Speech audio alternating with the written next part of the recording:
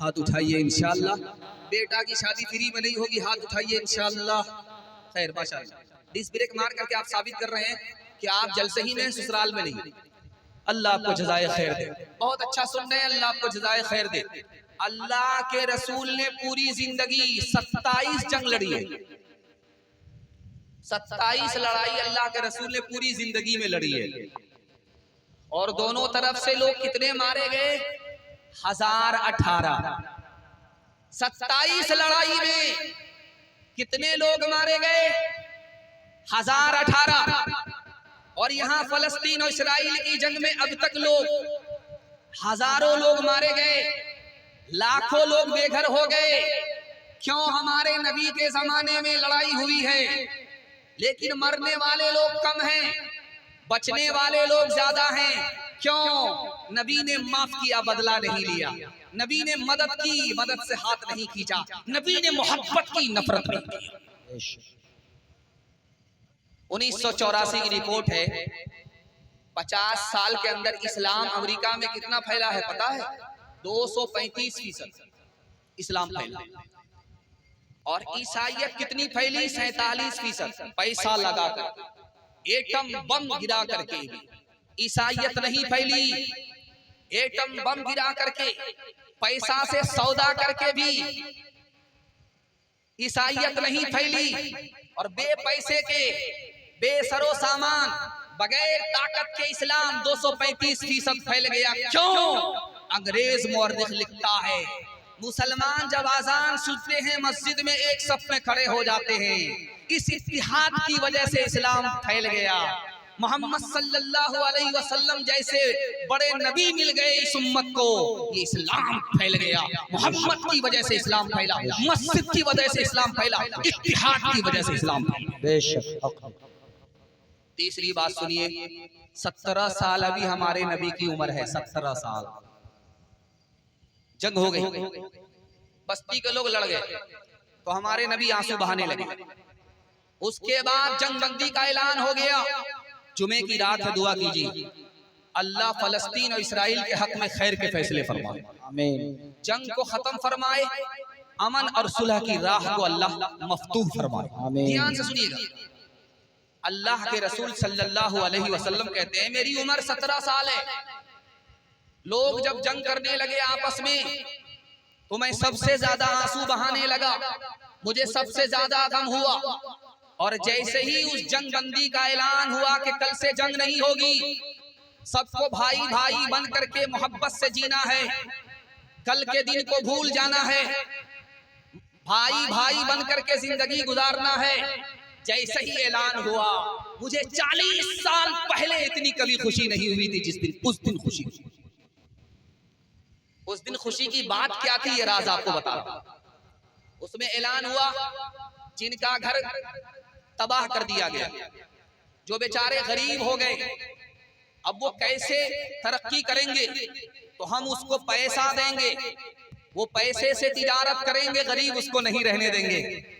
जिसका घर तबाह हो गया है उसको दोबारा बना करके देंगे, जो गरीब हो गया है उसको पैसे देंगे, पैसे से वो तिजारत करेगा, वो पीछे नहीं रहेगा, एक सफ में आ जाएगा। इस बात की अल्लाह के रसूल को इतनी खुशी हुई कि कहते हैं कि 40 साल पहले मुझे इतनी खुशी कभी नहीं हुई थी। अल्लाह, हाथ उठा करके वादा कीजिए, इंशाअल्लाह मोहब्बत से जिएंगे, मोहब्बत से मरेंगे। हाथ उठाइए इंशाअल्लाह। मेरा कायद है वो पैगामे सुलह, मेरा कायद है वो पैगामे अमन सुलह अमन पैगाम था जिसका, मोहब्बत नाम था जिसका, मोहब्बत काम था जिसका। वो रफ्ता रफ्ता जिसने कौम को मंजिल अता कर दी, कली आगाज थी जिसकी, चमन अंजाम था जिसका, फातिहाना मक्का आए, फातिहाना मक्का आए, सर झुकाए चश्मे नम, फातिहाना मक्का आए, सर झुकाए चश्मे नम, फातिहाना मक्का आए, सर झुकाए चश्मे नम, फातिहाना मक्का आए, सर झुकाए चश्मे नम, फातिहाना मक्का आए, सर झुकाए चश्मे नम, अमन का ऐलान किया, अमन का ऐलान किया ना, दिन हुए अहले वतन, अमन का ऐलान किया ना, दिन हुए अहले वतन। आखिरी पैगाम सीरत के हवाले से, बड़ी जल्दी से आपका जलसा निकल रहा है, आप मोहब्बत से सुन रहे हैं, जबान की रफ्तार बता रही है। अल्लाह इस मोहब्बत को सलामत रखे, जोश के साथ हाथ उठा दीजिए इंशाअल्लाह। बहुत खूबसूरत जलसा, बहुत अजीम मरहले में पहुंच चुका है। 1/3 जलसा निकल चुका है, 2/3 बाकी है। हाथी निकल चुका है, दुम पसी हुई है, इंशाअल्लाह एक झटके में वो भी पास हो। आप यहां से पिपरा लतीफ से, आप यहां से पंजाब तक किसी भी सरदार को भीख मांगता हुआ दिखा दीजिए, नहीं मिलेगा। पिपरा लतीफ से लेकर के पंजाब तक कोई सरदार आपको भीख मांगता हुआ नजर नहीं आया। दूसरी खूबी, यहां से लेकर के पंजाब तक किसी भी सरदार को बगैर दाढ़ी के दिखा दीजिए, नहीं मिलेगा। बगैर पगड़ी के दिखा दीजिए, नहीं मिलेगा। सरदार ने दाढ़ी नहीं छोड़ी, सरदार ने पगड़ी नहीं छोड़ी, दीन धर्म को पकड़ा, अल्लाह ने इज्जत की चोटी पर पहुंचा दिया। एक बात याद रखिए, मूसा अलैहिस्सलाम से मुकाबले के लिए जो जादूगर आए थे, उनकी तादाद कितनी थी? 3 लाख।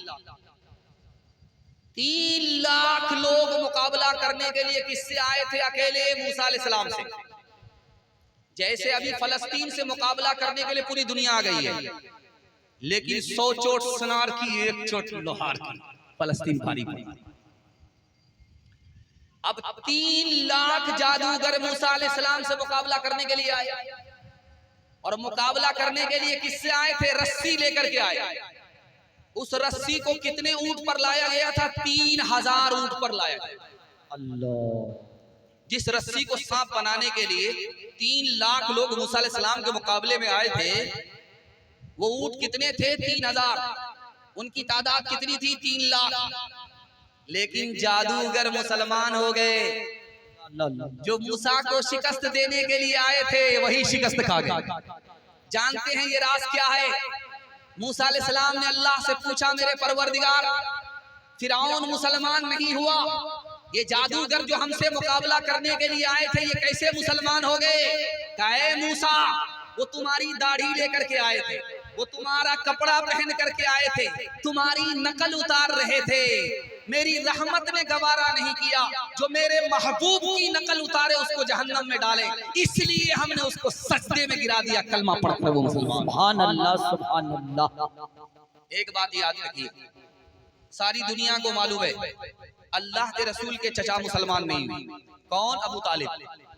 आपको हैरत होगी, अल्लाह के रसूल के चचा हैं, इस्लाम का साथ दिया, मुसलमान का साथ दिया, मुसलमान नहीं हुए। राज बता रहा हूँ, हाथ जोड़ करके आपसे कहता हूँ, दाढ़ी नहीं रखते हैं कोई फर्क नहीं पड़ेगा। आप दाढ़ी कटाते हैं, इसको गुनाह मानिए कि हमसे गुनाह हो रहा है, ईमान सलामत रहे। लेकिन दाढ़ी की तौहीन मत कीजिएगा। दाढ़ी इसलिए नहीं रखता हूँ कि खुजली होती है, बैगन खाया हुआ लगता हूँ, ये दाढ़ी की तौहीन है। दाढ़ी इसलिए नहीं रखता हूँ कि बूढ़ा मालूम होता हूँ, दाढ़ी की तौहीन है। हाथ जोड़ करके आपसे कहता हूं, दाढ़ी नहीं रखना है, मत रखिए, तौबा करते रहिए, ईमान सलामत रहेगा। दाढ़ी की तौहीन मत कीजिएगा। दाढ़ी नबी की पसंद है, तौहीन करेंगे ईमान चला जाएगा। अबू तालिब से हाथ जोड़ करके आपके अल्लाह के रसूल ने कहा, चचा जान सजदा कीजिए, मैं मेराज से अल्लाह के यहाँ ये तोहफा लेकर गया, आप इस सजदा को कबूल कर लीजिए। मैं मेराज में गया था, अर्श से सजदा लेकर के आया हूं जमीन पर, आप इस सजदा को कबूल कर लीजिए। अबू तालिब ने क्या कहा, सजदा कैसे करते? तो कहा अल्लाह के रसूल ने, आप घुटने को जमीन से सटाइए, सजदे में जाइए, पेशानी को जमीन से टेक दीजिए। तो अबू तालिब ने कहा ये मुझको कबूल नहीं, सजदा करने में सर नीचे चला जाता है, सुरीन ऊपर आ जाती है, मुझको ये तरीका पसंद नहीं। अल्लाह के रसूल के तोहफे का इनकार किया, मजाक उड़ाया, अल्लाह ने इस्लाम की दौलत से महरूम। अल्लाह के रसूल गुजर रहे थे, दरख्त लंबा था, अल्लाह के रसूल भी लंबे, झुक गए। पीछे से हजरत अली आ रहे, वो भी झुक गए। तो लोगों ने कहा कि अली तुम तो पस्ता कद हो, तुम ऊंचे तो हो नहीं, तुम क्यों झुक गए? दरख्त लंबा था, अल्लाह के रसूल लंबे थे, इसलिए झुक गए कि ठोकर ना लगे। तुम तो उतने लंबे थे नहीं, तुम्हें झुकने की जरूरत तो नहीं थी, क्यों झुक गए? तब मैं दरख्त को नहीं देख रहा था, मैं नबी के सर को देख रहा था। नबी का सर झुका, मैंने भी झुका दिया। नबी की अदा के पीछे हमारी कामयाबी है, मैं अपनी कामयाबी को ढूंढ रहा था, दरख्त को नहीं देख रहा था। दस्तरखान लगा हुआ है, खजूर खा रहे, सारे लोग गुठली अली के सामने रखते, अली कुछ नहीं बोलते। जब सब लोग खजूर खा करके फारिग हो गए तो किसी साहबी ने कहा, या रसूल अल्लाह, गुठली अली के सामने ज्यादा है, खजूर अली ने ज्यादा खाई है। तो अल्लाह के रसूल ने कहा, अली क्या बात है, गुठली तुम्हारे सामने ज्यादा क्यों है? कहा, या रसूल अल्लाह ये लोग सही कह रहे हैं, या रसूल अल्लाह ये लोग सही कह रहे हैं, आप हमारी तरफ मुतवज्जो होइए, मेहमान आ रहे हैं।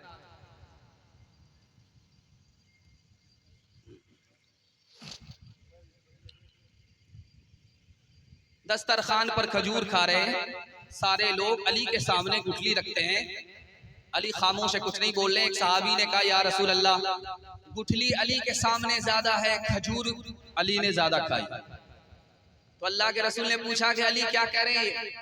या रसूल अल्लाह ये बिल्कुल सही कह रहे हैं, हम तो खजूर खा रहे हैं, गुठली बाहर निकाल रहे हैं, ये लोग गुठली समेत खजूर खा रहे हैं। हकीकत खुराफात में खो गई, ये उम्मत रिवायात में खो गई, हकीकत खुराफात में खो गई, हकीकत खुराफात में खो गई, ये उम्मत रिवायात में खो गई। बुझी इश्क की आग अंधेर है, मुसलमान नहीं रात का ढेर है, बुझी इश्क की आग अंधेर है। खूबसूरत जलसा सीरत के हवाले से मुकम्मल हो गया। कुरान के हवाले से आप लोग पैगाम सुनने के लिए जा रहे हैं, आधा जलसा निकल चुका है, आधा जलसा बाकी है। अल्लाह आपको कुरान की अजमत के लिए, कुरान से मोहब्बत के लिए, कुरान पर अमल के लिए कबूल फरमाए, आमीन। ध्यान से सुनिएगा, एक खास बात जबान से निकलती है यार, बगैर समझे कुरान पढ़ने से क्या फायदा होता है? बहुत खतरनाक जुमला है, भूल से नहीं बोलना, ईमान जाने का खतरा।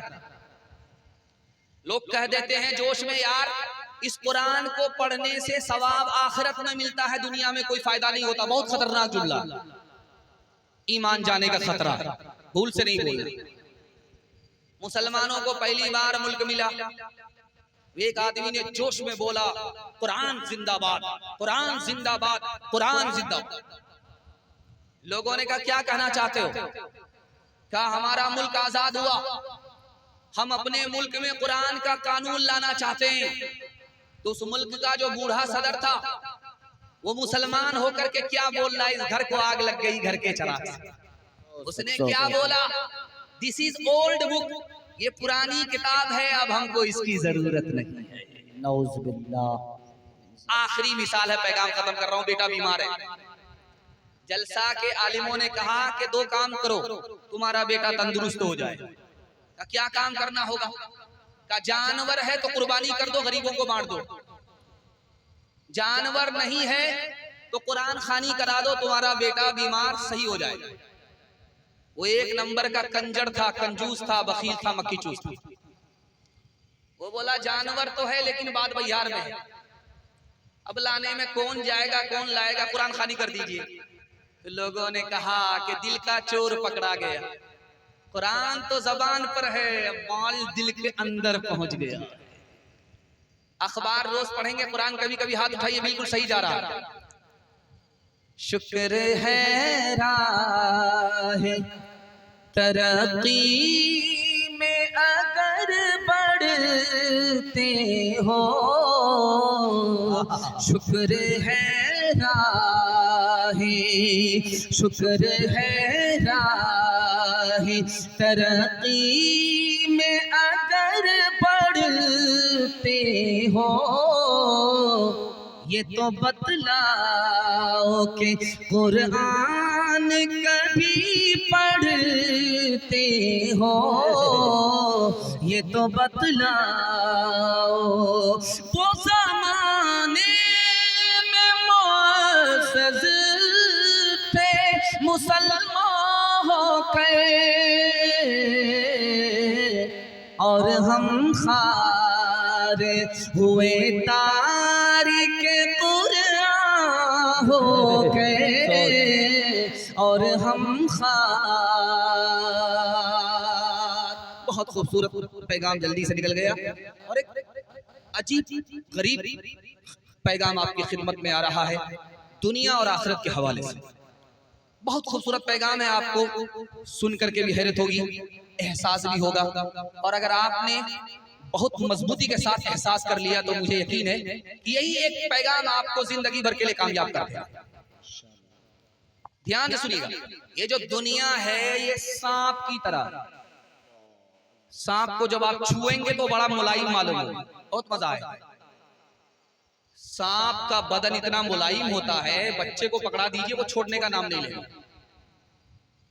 लेकिन सांप का डंक इतना खतरनाक होता है कि आदमी ही ऊपर चला जाता है। एक बात याद रखिए, दुनिया पानी है और इस दुनिया में हम लोग कश्ती हैं। कश्ती के नीचे पानी है, तब तो कश्ती यहां से वहां पहुंच जाती है। लेकिन अगर कश्ती के अंदर पानी आ जाए तो कश्ती डूब जाती है।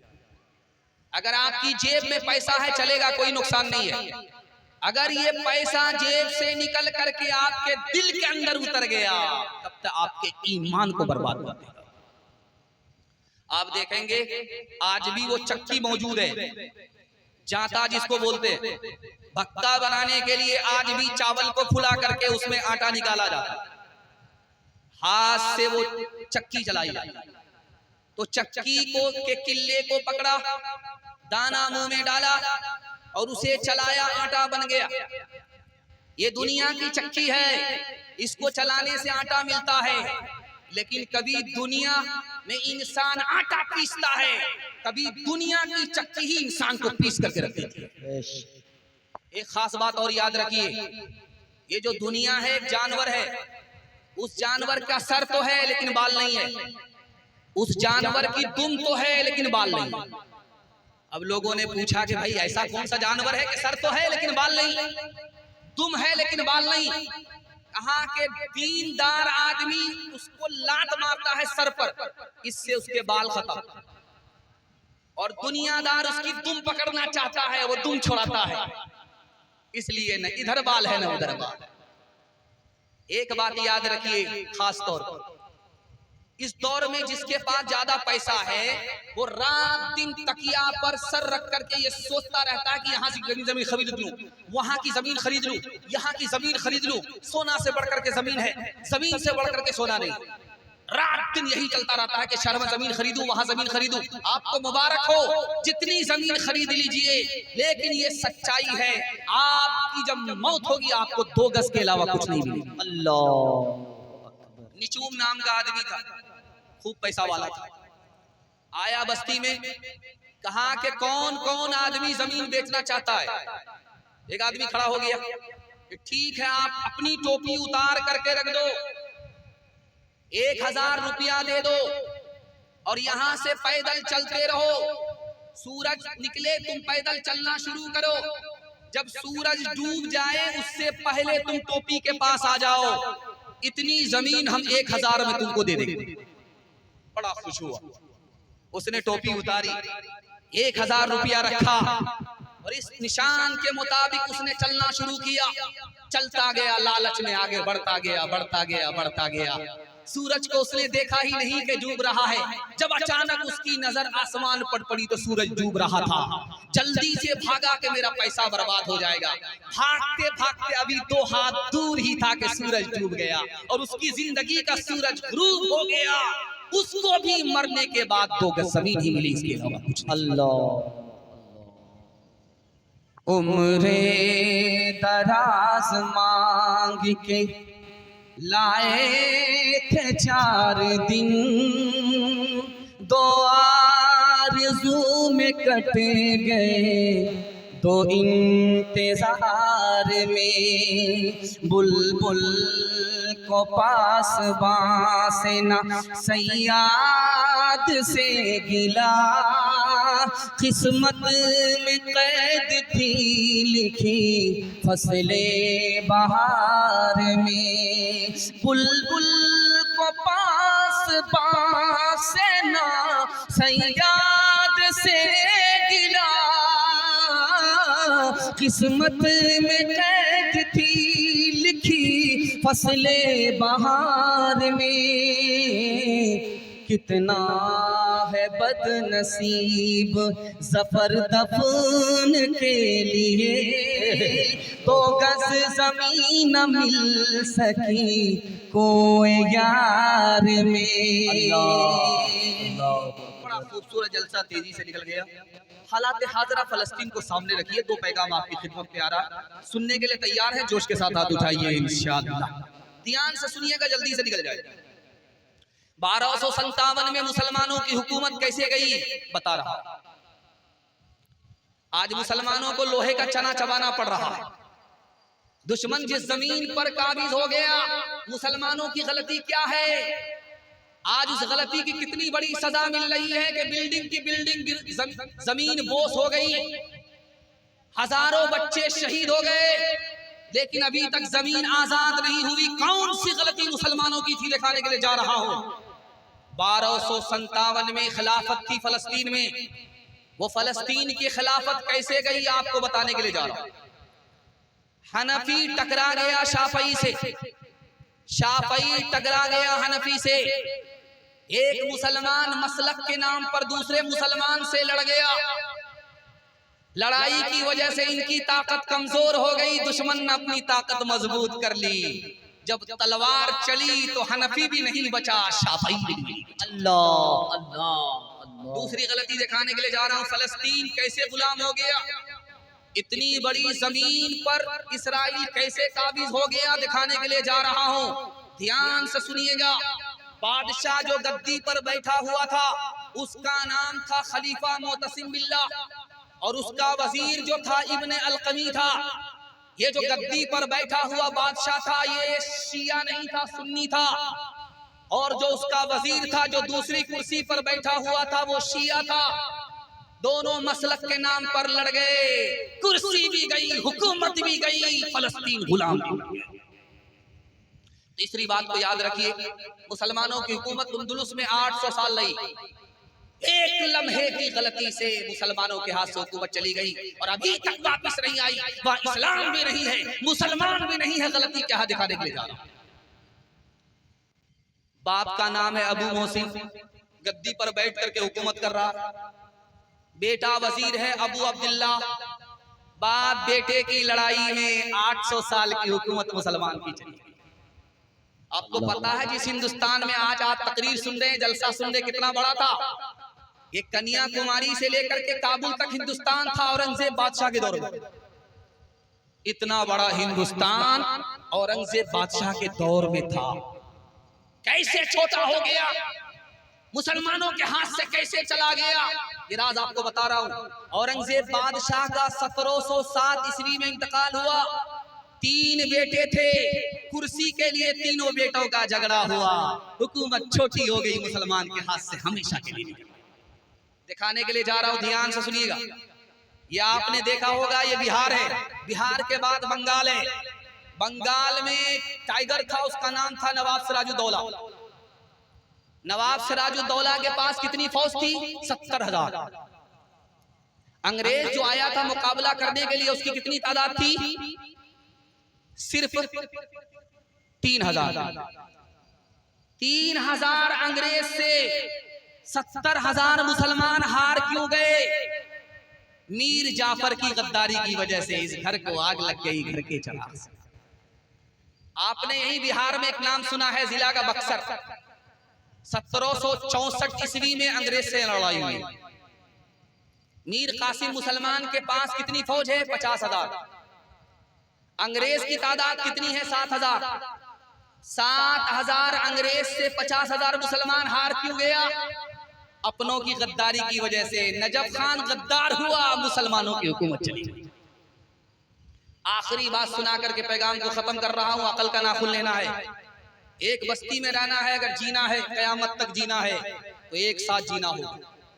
जहां झगड़ा शुरू किया तो ये भी मिटेंगे, वो भी मिटेंगे, सफेद हस्ती से नक्शा मिटा दिया। ध्यान से इसको सुनिएगा। टीपू सुल्तान 1799 में अंग्रेज से शिकस्त खा गए, शहीद हो गए। अंग्रेज को शिकस्त नहीं दे पाए, किसकी गद्दारी की वजह से? अपनों की गद्दारी की वजह से, मीर सादिक की गद्दारी की वजह से। टीपू सुल्तान जिसने अंग्रेज को 2 बार शिकस्त दिया, तीसरी बार शहीद हो गए।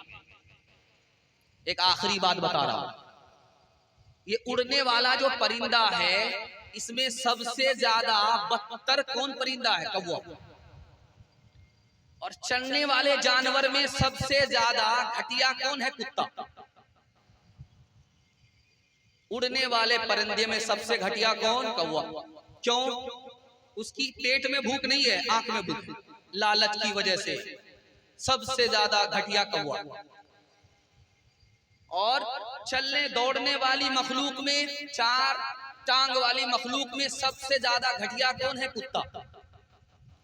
कुत्ता घटिया क्यों है? 2 आदमी बहस कर रहे थे, यार कौवा घटिया है या कुत्ता घटिया है? एक आदमी बोला कौवा घटिया। कहा क्यों तुम कह रहे हो कौवा को घटिया क्यों कह रहे हो? उड़ने वाला परिंदा, उसका क्या कसूर है? कहा लालच बहुत है, लालची बहुत है, इसकी वजह से वो घटिया। कहा कि कुत्ता घटिया क्यों है? कहा ये दूसरे के लिए तो रात भर जागता है, लेकिन अपनी कौम को न खाने देता है, न खुद खाता है। इससे बढ़ करके घटिया कोई। एक लालच की वजह से बर्बाद, दूसरा झगड़े की वजह से बर्बाद। एक आखिरी मिसाल है, पैगाम खत्म कर रहा हूं। ये जमात वाले घूमते, रमजान का दिन था, चले गए मस्जिद में। एक मस्जिद वाला कहता, ओ जमात वाले, मस्जिद में दाखिल होना चाहते हो, मुनाजरा करना हो, तरावी 8 रकात है या 20 रकात? जमात वाले फंस गए। लेकिन होते हैं अक्लमंद, समझदार। कहा भाई साहब हम लोग तो पढ़े लिखे नहीं हैं, आलिम उलमा नहीं हैं, हमसे क्यों मुनाजरा करना चाहते हो? जब तक मुनाजरा नहीं करोगे, ये साबित नहीं करोगे कि तरावी 8 रकात है या 20 रकात है, मस्जिद में दाखिल होने नहीं देंगे। जमात वाले ने दिमाग लगा। जमात वाले ने कहा देखिए भाई साहब, हम बता रहे हैं, जो 8 रकात पढ़ते हैं वो बहुत कम पढ़ते हैं, लेकिन पढ़ते हैं। जो 20 रकात पढ़ते हैं वो कुछ ज्यादा ही पढ़ लेते हैं, लेकिन पढ़ते हैं। हम तो उनको पकड़ने के लिए आए हैं जो ये भी नहीं पढ़ते, वो भी नहीं पढ़ते। तुम्हारा इत्तेहादे बा हमी दीवार आहंग था, मुखालिफ एक का जो था, वो गोया सब का दुश्मन था। तुम्हारे हाथ में तुम्हारी हिम्मतों का अर्श आज़म पर नशीमन था। तुम्हारे हाथ में आफाक का हर इल्म हर फन था। तुम अपनी हक परस्ती से दबा लेते थे दुनिया को, को खुदा के सामने झुक कर झुका लेते थे आदा को, खुदा के सामने झुक कर झुका लेते थे आदा को। ध्यान से सुनिएगा हालात क्या है, फलस्तीन और इसराइल के हालात क्या होंगे ये मैं बताने के लिए जा रहा हूँ। इस पैगाम में सुनने के लिए तैयार है? जोश के साथ हाथ उठाइए इंशाअल्लाह। देखिएगा वो दिन दूर नहीं है, बड़ी जल्दी आप अपनी पेशानी की आंख से देख लेंगे